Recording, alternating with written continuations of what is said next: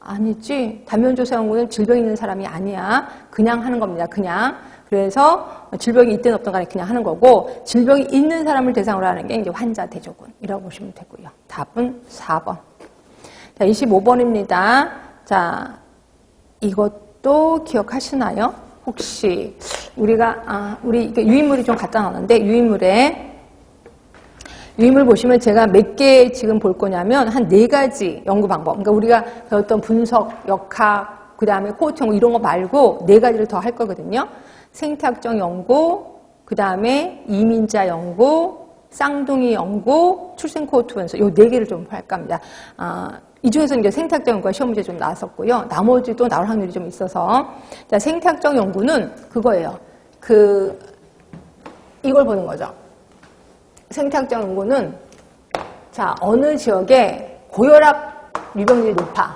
그럼 그 지역의 고혈압 유병률을 조사를 합니다. 유병률을 조사하고, 고혈압의 원인이 뭘까? 고혈압의 원인을.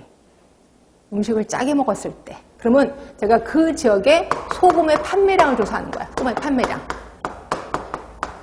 그랬더니 유병률이 몇 %고 판매량이 몇이 돼. 그러면 요거를 하고 5년 뒤에 또 한번 조사해요. 유병률하고 판매량을 조사했어요. 그랬더니 유병률이 떨어졌는데 판매량도 떨어졌더라. 그러면 고혈압하고 소금 판매량하는 관계가 있네 라고 보는 걸 생태학적 연구라고 하는 거야. 그래서 생태학적 연구는요, 심심하면 그냥 해요. 그냥 심심하면. 그래서 별거 다 합니다. 어떤 경우에는 그런 것도 있어요.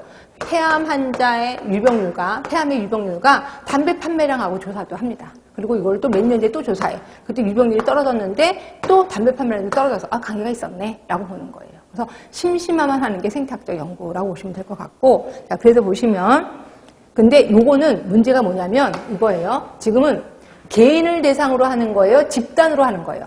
집단이죠. 그 지역의 유병률, 그 지역의 소음 판매량 이렇게 하는 거잖아요. 이러다 보니까 이거는 집단을 대상으로 하는 거란 말이에요. 그럼 집단을 대상으로 한 연구한 결과를 이거를 개인에게 접목시키잖아요. 안 맞을 수도 있어요. 왜냐면 어떤 사람은 되게 짜게 먹는데도 고혈압 안 생기는 사람 많거든요. 그래서 이 집단에게 일어난 결과를 개인에게 접목시켰을 때 오류가 발생이 된다는 거죠. 그 오류를 우리는 생태학적 오류라고 표현합니다. 생태학적 오류, 생태학적 편견, 바이어스 뭐 이렇게도 표현하고 있습니다. 그래서 생태학적 연구에는 항상 생태학적 오류가 발생된다. 이것도 알고 계시는 게 좋습니다. 한번 보겠습니다.